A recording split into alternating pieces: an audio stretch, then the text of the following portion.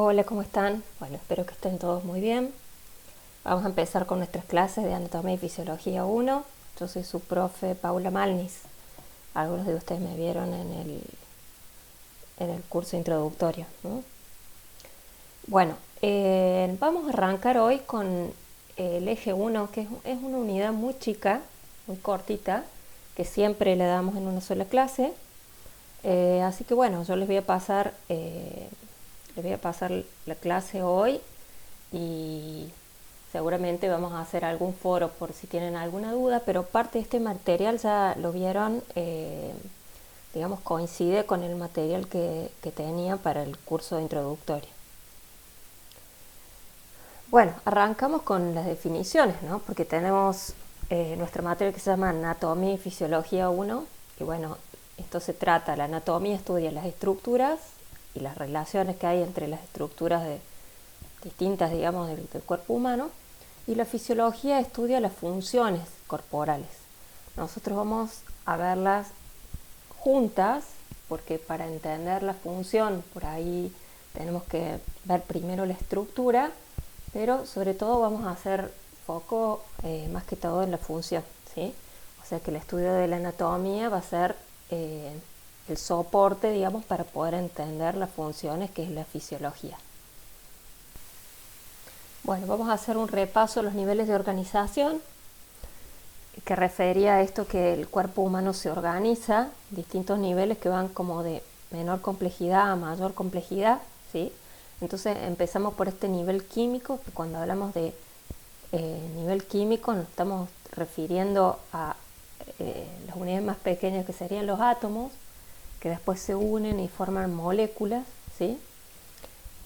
Y estas moléculas, una vez que se empiezan a estructurar de forma más compleja, pasan de nivel a un nivel celular. Cuando hablamos de nivel celular, hablamos de la estructura viva más pequeña del cuerpo humano, ¿sí?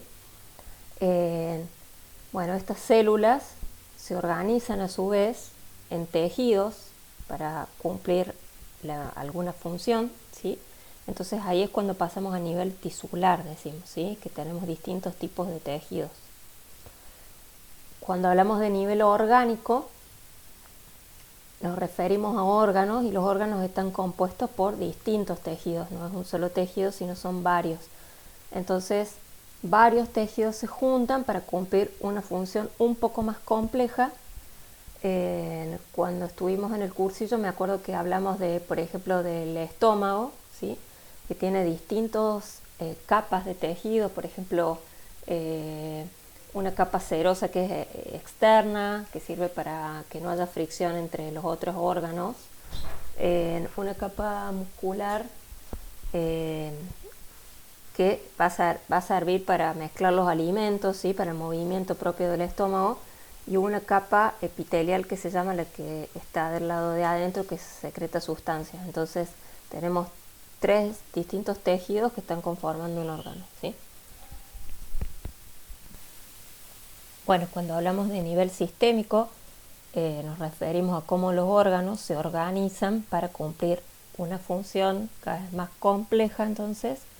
Entonces siguiendo, por ejemplo,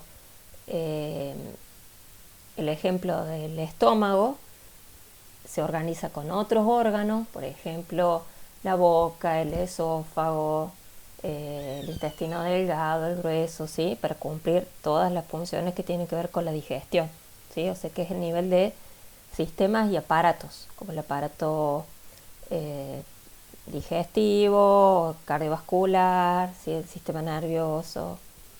Bueno, y todos estos sistemas se interrelacionan entre sí para llegar a este nivel más complejo, que es el nivel de todo el organismo. Bueno, ahora vamos a hacer un repaso rápido sobre los sistemas, aparatos y sistemas, ¿sí? Bueno, bastante está descriptado en cada una de estas diapositivas, las funciones principales. Bueno, entonces empezamos por el sistema tegumentario, que está compuesto por la piel, uñas, el pelo, las glándulas sudoríparas y las sebáceas, ¿sí? Eh, bueno, dentro de los componentes del sistema tegumentario, la piel, eh, o sea, hacemos acento ahí porque es el órgano más extenso, ¿sí? Y entre las funciones tenemos la de protección, porque es la capa, digamos, que nos aísla del exterior, aísla el exterior del interior del cuerpo, ¿sí? O sea, que protege todas nuestras células, tejidos, órganos del exterior. Regula la temperatura.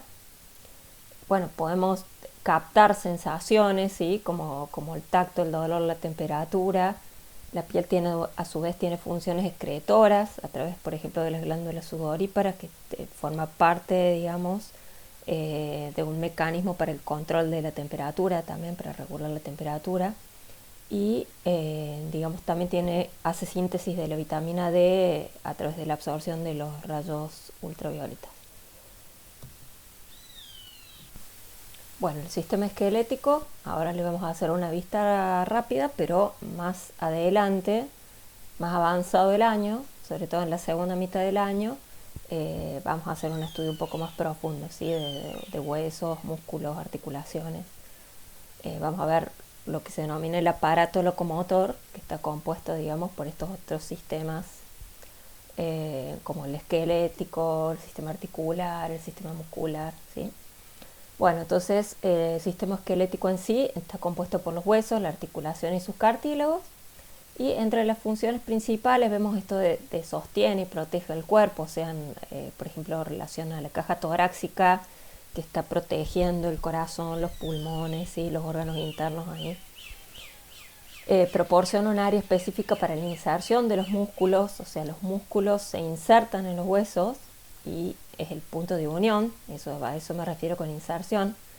Participa en los movimientos corporales por esto mismo, los músculos después se contraen y traccionan un hueso, alejando, digamos, separando o acercando una palanca, entonces eso genera movimiento.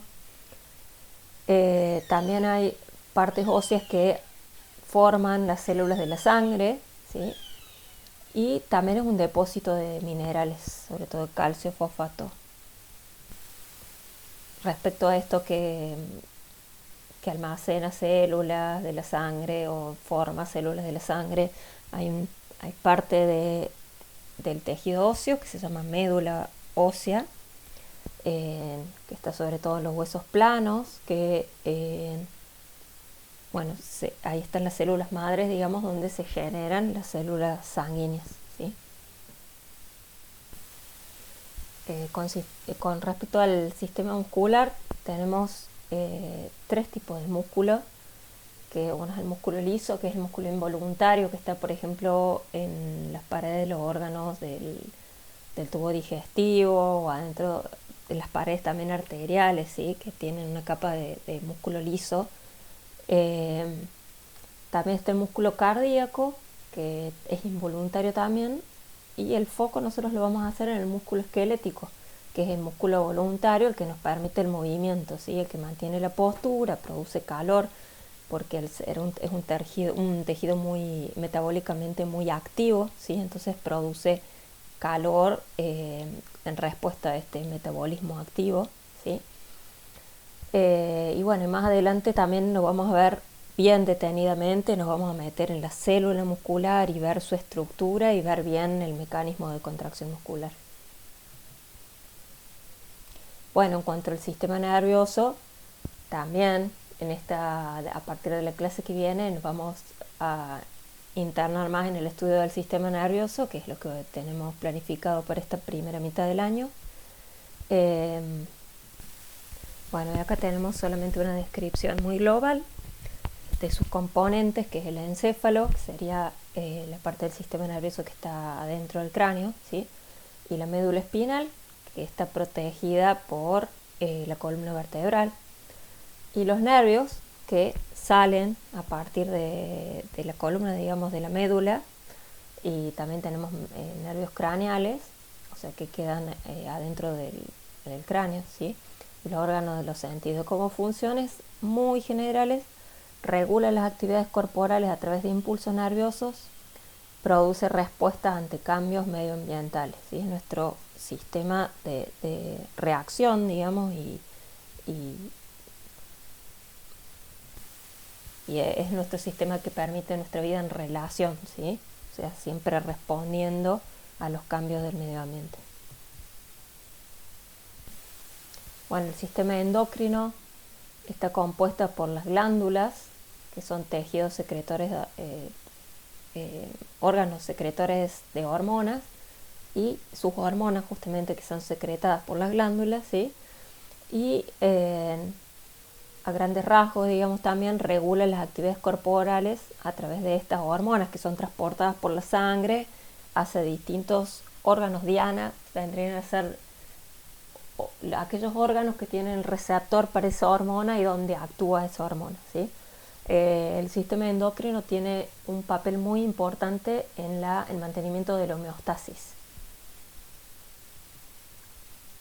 Bueno, vamos con el aparato cardiovascular y ahí tenemos sus componentes, que es el corazón, los vasos sanguíneos, que son las arterias, las venas y los capilares, y la sangre, que es el contenido que pasa por el corazón, por las cavidades del corazón y por los vasos sanguíneos, ¿sí?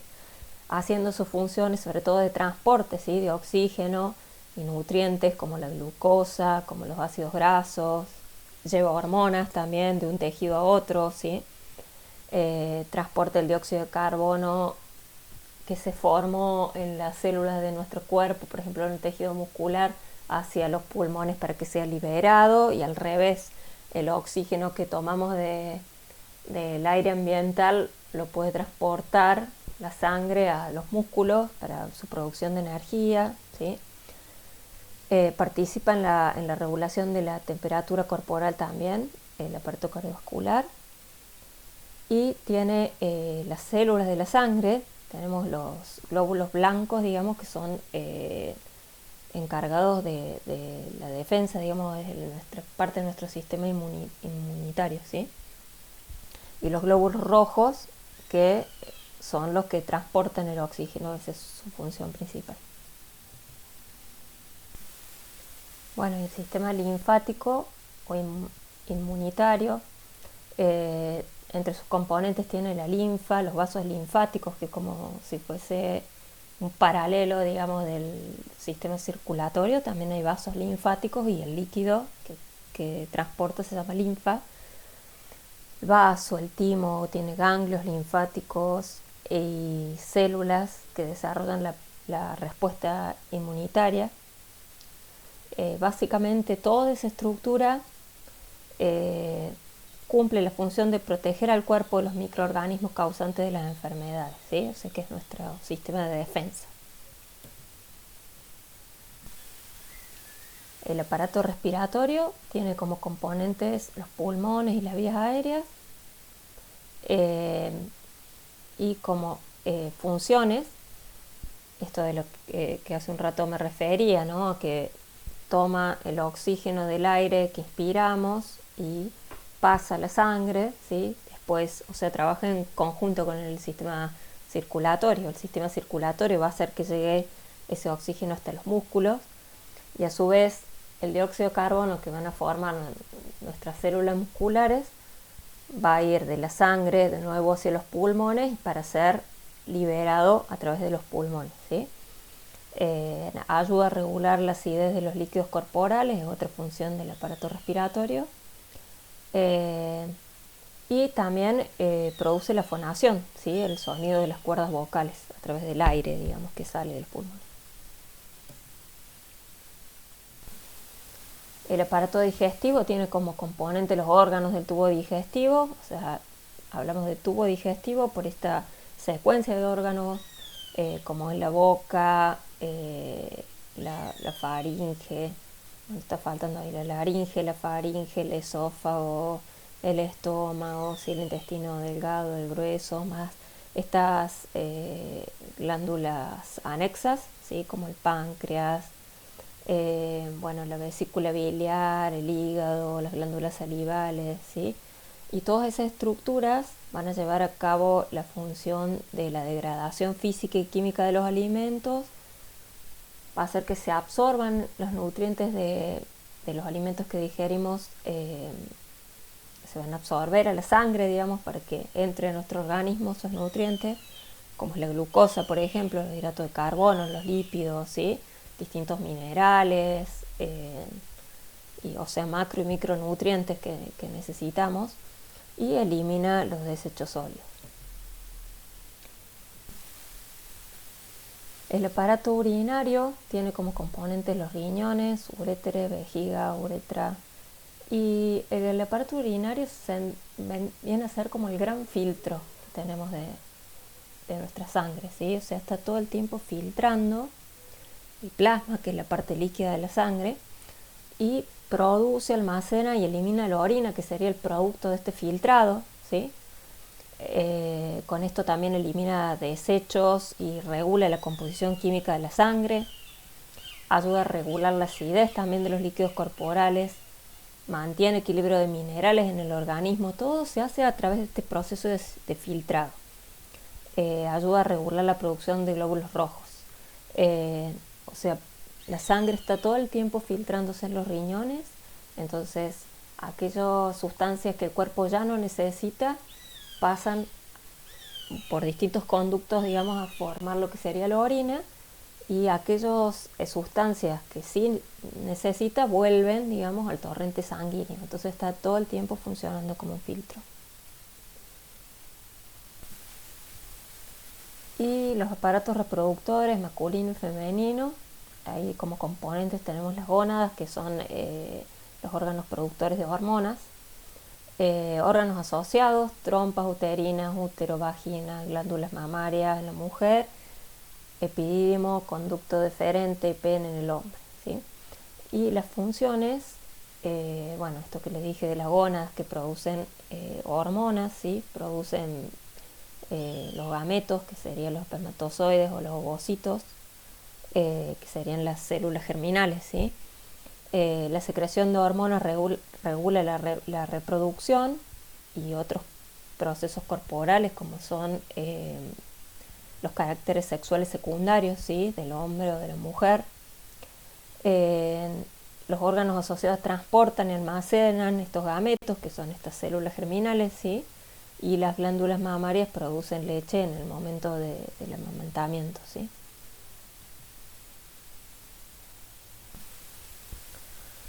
Bueno, en cuanto a los procesos vitales, también lo estamos repasando, digamos, del texto que tuvieron en el cursillo introductorio, y tenemos esto como el metabolismo, la reactividad, movimiento, crecimiento, diferenciación y reproducción, ¿sí? Bueno, estos procesos vitales son estas características que nos diferencian de objetos inanimados, ¿sí? Eso es lo que nos caracteriza como seres vivos, ¿sí?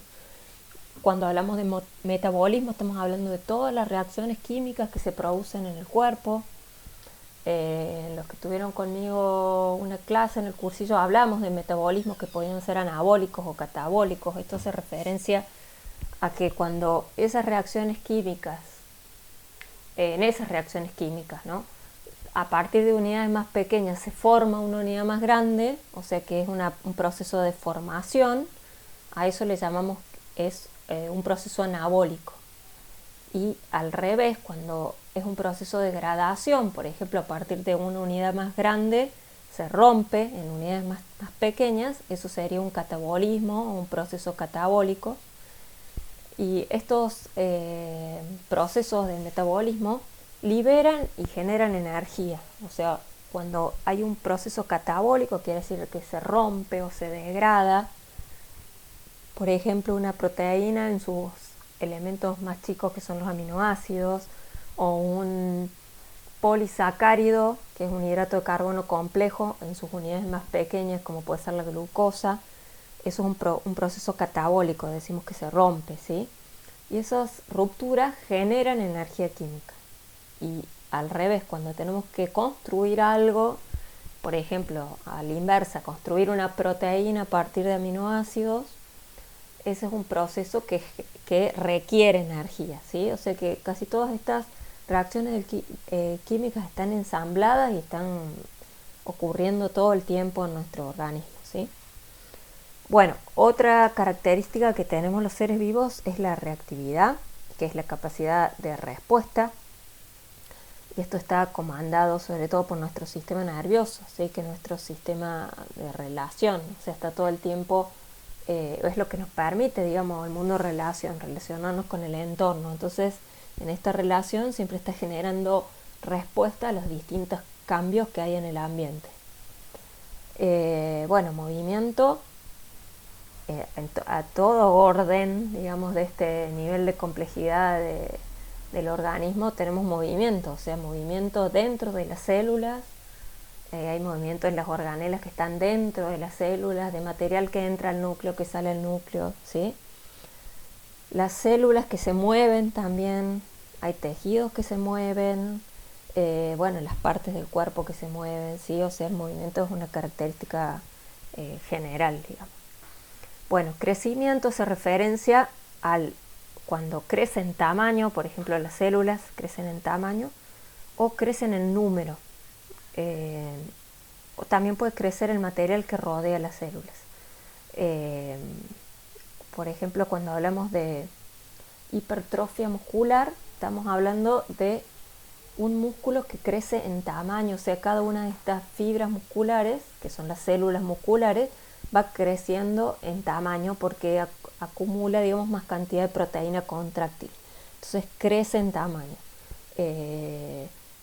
Mucho tiempo hubo discusión si había o no hiperplasia, que sería creación de nuevas fibras musculares, ¿sí? O sea, sería como aumento de reproducción y aumento de nuevas células. Bueno, y eso está desestimado, o sea, vemos que crece, el crecimiento muscular tiene que ver con la hipertrofia, ¿sí? Y dando un ejemplo de esto de crecimiento del material que rodea las células, por ejemplo, el tejido óseo tiene sus células óseas, pero el engrosamiento del tejido tiene que ver con el asentamiento de más minerales que hacen que el hueso, digamos, se vaya haciendo más grueso, ¿sí? O sea que no es la célula en sí, sino, digamos, todo el material que está alrededor de la célula. Bueno, la diferenciación hace referencia al proceso mediante el cual las células no especializadas se transforman en especializadas. Esto quiere decir que las células especializadas tienen estructura y función diferente a las no especializadas que le dieron origen, por ejemplo, ¿sí? Y ahí tenemos como ejemplo los glóbulos blancos que tienen un proceso de diferenciación con respecto a las células que le dan origen, ¿sí? Y por ejemplo un embrión que digamos, se forma a partir de dos células distintas, digamos, que cuando se forma el embrión se diferencia, digamos, de estas estructuras que eran lo que le dieron base a la formación del embrión, ¿sí? Bueno, y en cuanto a la reproducción, hablamos de la reproducción celular, que tiene que ver con el crecimiento, o sea, para un tejido poder crecer, digamos, se reproduce y aumenta su número de células, y esto puede ser para crecer o puede ser para reparar tejido dañado, ¿sí? O sea que podemos ir al nivel celular, y cuando hablamos al nivel del organismo hablamos de la reproducción que da origen a otro ser humano. Bueno, y vamos con la homeostasis, ¿sí? Que es un concepto que hace referencia a este mantenimiento, conservación de las condiciones relativamente estables que tiene el medio interno del cuerpo, ¿sí? También es un tema que tenía su tratamiento en el curso introductorio, y hace referencia justamente a esto que el cuerpo, para que la vida, digamos, para que la vida sea, digamos, en cada una de estas células, hay condiciones que tienen que ser estables, ¿sí? Condiciones de temperatura, condiciones de acidez, condiciones de nivel de minerales, de nutrientes, de oxígeno, ¿sí? Que tienen que ser relativamente estables, ¿sí? Y para mantener esa estabilidad hay distintos componentes que forman un sistema homeostático, digamos, que sería un receptor, un centro de integración y un efector. Esa comunicación entre el receptor y el centro de integración va a ir por una vía que le vamos a llamar aferente, igual que cuando hablemos del sistema nervioso. Y ese receptor va a captar un estímulo, por ejemplo, de alguna variable que cambia esta condición de regularidad, ¿sí? Entonces va a llevar esa información por una vía aferente hasta un centro de integración. Este centro de integración va a comparar esa variable, esa información que está recibiendo con la que debería ser, y va a elaborar una respuesta que ahora va a viajar por una vía eferente hacia un efector, que sería el órgano que va a efectuar algún tipo de respuesta para poder acomodar esa variable, ¿sí? Bueno, entonces estos tres eran componentes de un sistema de retroalimentación, y para mantener la homeostasis, que es este equilibrio de variables en el medio interno, el más común de estos mecanismos se llama de retroalimentación negativa, que quería decir que se producía un estímulo, ese estímulo de alguna variable que se modificaba, era captado por un sensor, iba al centro de control y el centro de control tomaba una dirección contraria a la del estímulo que recibió para volver a acomodarla en su equilibrio. O sea, vamos a ponerle un ejemplo. Si el estímulo era que el cuerpo se estaba enfriando, o sea que tenía menos grados de temperatura, ese sensor iba a captar ese estímulo, lo lleva hasta el centro de control, ese estímulo, y la respuesta iba en vía opuesta, o sea, levantar la temperatura corporal. Eso sería un sistema de retroalimentación negativa. Entonces, cuando la respuesta va en contra de esa desviación que provocó el estímulo, ¿sí? Entonces vuelve a lograr un equilibrio, ¿sí? Bueno, y acá a la derecha tenemos un ejemplo con la temperatura corporal, por ejemplo, ¿sí? Entonces, si la temperatura excede los 37 grados, o sea que es superior a 37 grados, este sensor tiene que ver con células nerviosas y con terminaciones en la piel y en el encéfalo, digamos, que van a captar este aumento de la temperatura, ¿sí? A nivel del sistema nervioso, estos sensores en el encéfalo van a captar, por ejemplo, la temperatura de la sangre que se empieza a elevar, ¿sí? Entonces, este dato va a ir al centro de control que está en el hipotálamo, que es en el encéfalo también, y el hipotálamo va a dar la respuesta, por ejemplo, para bajar la temperatura, que en este caso sería activar las glándulas sudoríparas del cuerpo para que empiecen a liberar sudor, y de esta manera cuando se evapora el sudor es nuestro mecanismo de pérdida de calor, ¿sí? Entonces hace como una respuesta que lleve a equilibrar de nuevo la temperatura a la temperatura homeostática, ¿sí? Al valor homeostático de equilibrio. Bueno, acá tenemos un ejemplo que también lo habíamos hablado en su oportunidad, que tiene que ver con la glucemia, ¿sí? Que quiere decir la cantidad de glucosa en sangre, ¿sí? De azúcar en sangre. Entonces, bueno, y en el gráfico tenemos en el cuadrito del medio que dice homeostasis y sale el nivel de glucosa normal, ¿sí? De 90 a 100 mililitros de glucosa. Entonces, si este nivel, por ejemplo, se aumenta, vamos al círculo, digamos, que está arriba. Si el nivel de glucosa aumenta, por ejemplo, después de una ingesta de comida, esto va a ser captado por el páncreas, que va a liberar insulina, ¿sí? La insulina va a tener dos vías. Va a hacer que las células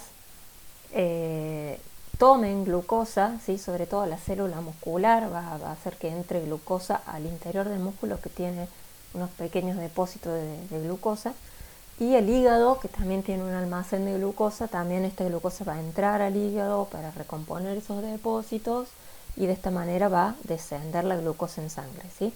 Y si el ejemplo fuera ahora que la glucosa ha bajado más de lo que tenía que bajar, o sea que está por abajo del nivel homeostático, también el páncreas va a captar esta diferencia del contenido de glucosa en la sangre, y ahora va a liberar otra hormona que se llama glucagón, y el glucagón va a ir hasta el hígado, donde ahí tiene su receptor, digamos, ese va a ser el órgano donde va a actuar esta hormona, y va a hacer que se rompan esos depósitos de glucosa que tiene el hígado para que libere glucosa en sangre, y de esta manera vuelva la glucosa a sus niveles homeostáticos.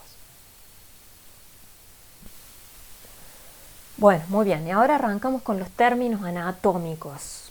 Es algo bastante sencillo, y está bueno que lo tengan en cuenta siempre, porque después más adelante, cuando hablamos sobre todo en aparato locomotor, vamos a estar mencionando siempre esos términos que expresan desde movimiento, relación de las partes del cuerpo, ¿sí? Y entonces, estos términos hacen referencia siempre desde una posición anatómica, porque si, por ejemplo, decimos, no sé, los dedos son inferiores respecto a la muñeca, por ejemplo, eso es así si estamos viendo esa figurita, pero si el hombre levantase un brazo, le quedarían los dedos en una posición superior a la muñeca. Entonces, para que no haya este tipo de confusiones, siempre que hablamos de un término anatómico, hacemos referencia, o sea, la imagen que les tiene que venir es la posición anatómica, ¿sí?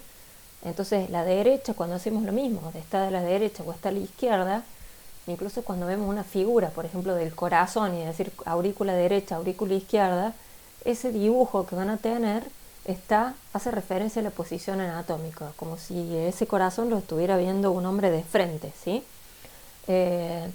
Entonces, la posición anatómica es esta que está ahí en el dibujito, ¿sí?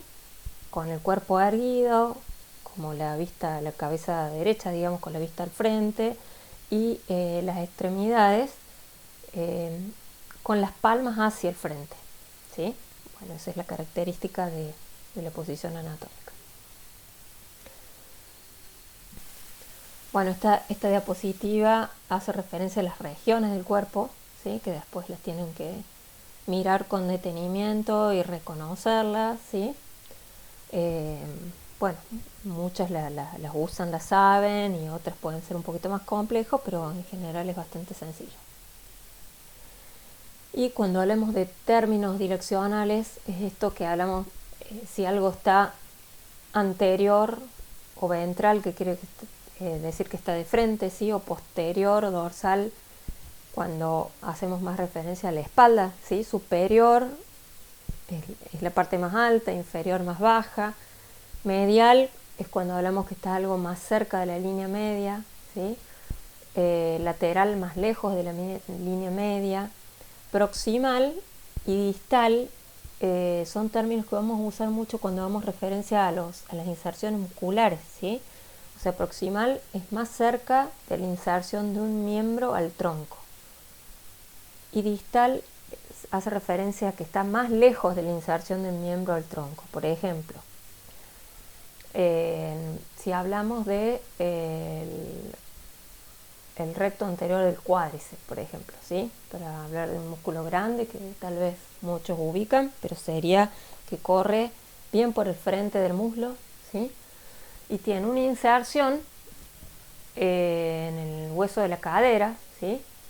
En la cresta ilíaca, no, perdón, en la espina ilíaca antero-inferior, ¿sí? Bueno, no importa, eso después más o menos lo vamos a ver, pero o sea, está en el hueso ilíaco, tiene una inserción, y la otra inserción la tiene en la tibia, en la parte alta de la tibia, que se llama tuberosidad anterior de la tibia. Entonces, cuando hablamos de esos dos puntos de inserción, decimos La inserción proximal del recto del cuádriceps, anterior del cuádriceps, nos estamos refiriendo a la inserción que está en el hueso ilíaco, digamos. La inserción distal es la que está en la tibia, ¿sí? Lo mismo si hablamos, por ejemplo, del bíceps, ¿no? Tiene un punto de inserción, está en el radio, en el antebrazo, digamos, y el otro punto de inserción está en la escápula. Entonces, cuando hablamos de la inserción proximal, estamos hablando de la inserción, la superior, la de la escápula, ¿sí? Bueno, y otro término direccional habla de esto superficial y profundo, que tiene que ver cuando algo está más cerca de la superficie del cuerpo o profundo, más lejos de la superficie del cuerpo. Por ejemplo, cuando hablamos de las capas de los músculos abdominales, tenemos el transverso abdominal, que sería como la capa que está más profunda, ¿sí? Que está pegada a las vísceras. Y va habiendo otras capas de músculos por arriba, ¿sí? Como los oblicuos, y el más superficial sería el recto del abdomen, ¿sí? Que está como por arriba de todos, o sea, más cerca de la superficie del cuerpo.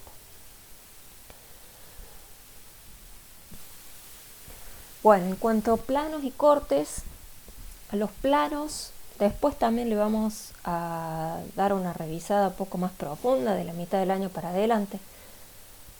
Pero básicamente son planos imaginarios que dividen al cuerpo o parte del cuerpo si es un corte. Pero vamos a ver primero los dibujitos estos del cuerpo. Entonces vemos que ese plano frontal es como que divide el cuerpo en atrás y adelante, ¿sí? O ventral y dorsal, ¿sí? El plano sagital tiene un corte, lo corta en derecho e izquierdo, divide una parte derecha y una parte izquierda. Y el plano transversal divide este cuerpo en superior e inferior, ¿sí? O arriba abajo. Por ahora vamos a ver los cortes, que cuando veamos dibujos anatómicos, por ejemplo, de algunos órganos del sistema nervioso, y hay algunos cortes, están estos cortes que dice, por ejemplo, corte en vista transversal. Entonces la vista transversal es que hizo como una rebanada, digamos, lo que se ve, ¿sí? Distinto si es sagital, o sea, va cambiando el corte según este plano, ¿sí? Y después los planos, vamos a ver también que los movimientos hacen referencia a estos planos imaginarios, pero eso lo vamos a ver más adelante, ¿sí? Bueno, y para terminar, esto de las cavidades corporales. Y estas cavidades corporales son los espacios dentro del cuerpo que contienen, protegen, separan y sostienen los órganos internos, ¿sí? Y bueno, ahí también pueden verlos en la filmina y después en la diapo, que tenemos cavidad abdominal, cavidad pélvica, una cavidad torácica, ¿sí? Cavidad craneal. Bueno, muy bien. Ajá, esta es la última. Entonces, bueno, nos vamos a escuchar en la próxima entrega, la otra semana, que ya vamos a empezar con sistema nervioso, ¿sí? Y bueno, vamos a ir un poquito más complejo, así que dentro de lo posible les recomiendo que no se vayan perdiendo, digamos, quedando con los contenidos. Espero que todos tengan buena conectividad y que puedan ir siguiendo las clases, ¿sí? Y ya vamos a ver alguna forma de poder comunicarnos con las dudas también a través del foro. Bueno, les mando un abrazo a la distancia a todos y cuídense mucho.